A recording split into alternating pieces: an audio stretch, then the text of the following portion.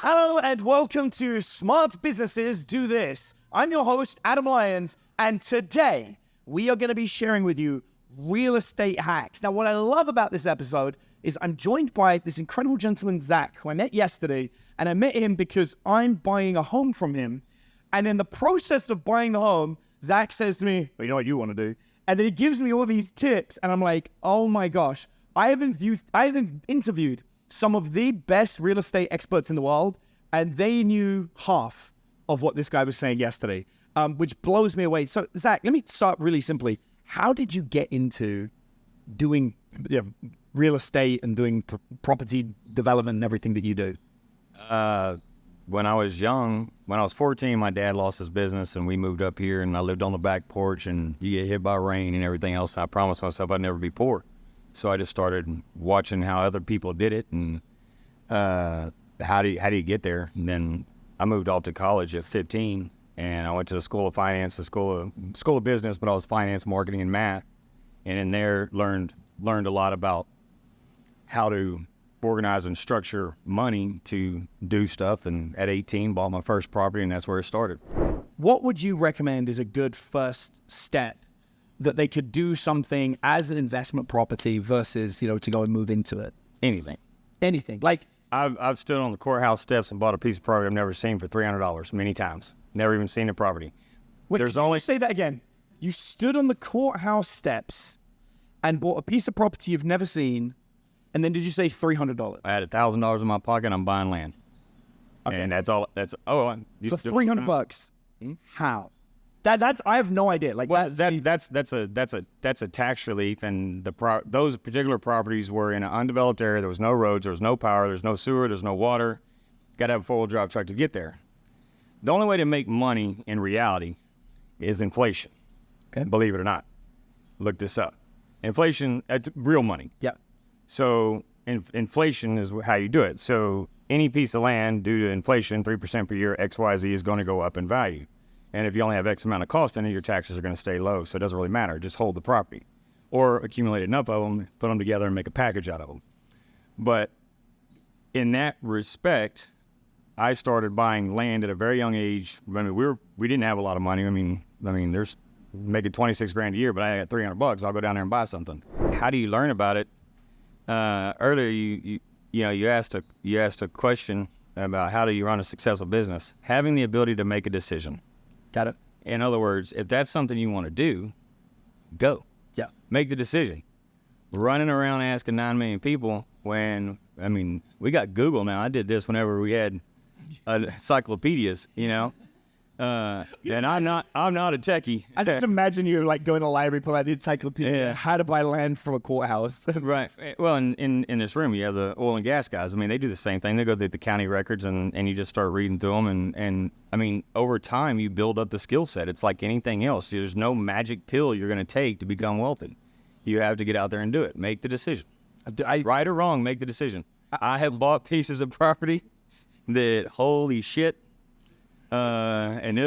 investor money, right? And this is at the county courthouse. Awesome piece of property. It's going to be 80 grand Yahtzee. I transposed a number and bought a hillside that was sloped about like that. Had an $80,000 ski slope. Oh my gosh. Call your investor and go, oops. I didn't look at the gradient. But we turned it into a good situation. So basically there's other people out there that are looking for tracks and things of that sort. And so I put it in a group with some really gnarly properties, and then I bought some properties that were nearby it. So I packaged it up as a deal, and of course they're looking at that one going, we don't want that one. I'm like, well, that one's $0. I apologize. Yeah. So you can give it back to me. I'll take it, but your price is not going down. Yeah, that's correct. I already calculated in that it's a ski slope, and they're like, oh, so, get it out of your portfolio. But you can also hold those things in your portfolio because generally speaking, for assets, because generally speaking, a bank just wants to know you have stuff. Yeah. Right? So it still says 2.5 acres. It doesn't say anything about hill slopes. That's how you missed it, right? Right. Yeah. So sometimes you have some of those, really shitty ones in your portfolio for a little bit, but just utilize them for what they're worth. In our industry, and this is important for all of you, in our industry, if you hire a subcontractor that does work for us, you're going to pay retail. Yeah. So you're going to pay the same for having a general contractor or developer as you're going to pay the individual. Yeah. People don't realize that, but we forced the situation, right? Because if you go do work for the same price for me that you're doing for them, you no longer have a job. Bye. Yeah.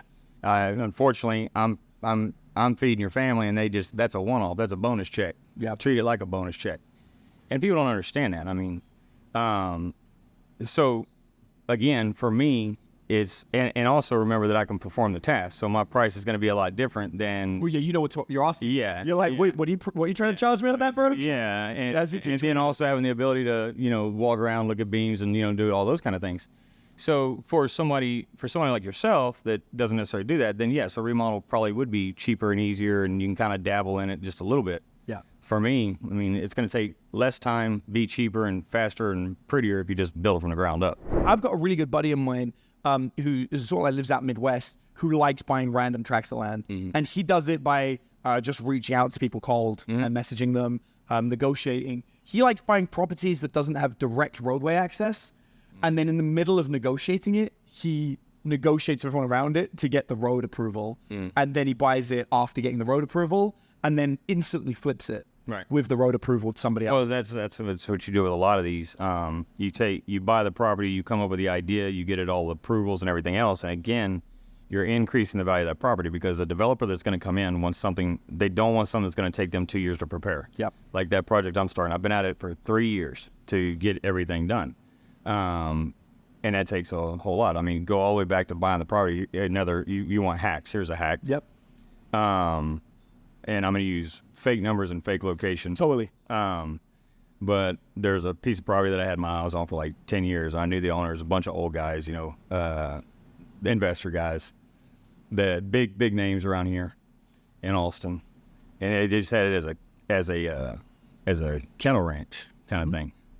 And I told them if they ever want to sell it, I'll buy it, but they never approached. Well, I see a for sale sign come up on it.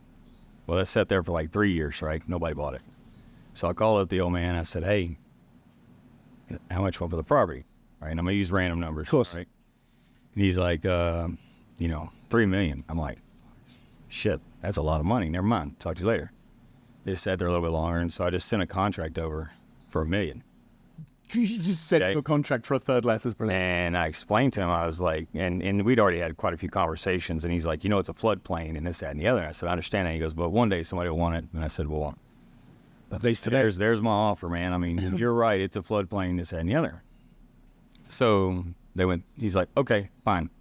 What the fuck? I don't have $1 million. Now we got a problem. I don't have that. Yeah.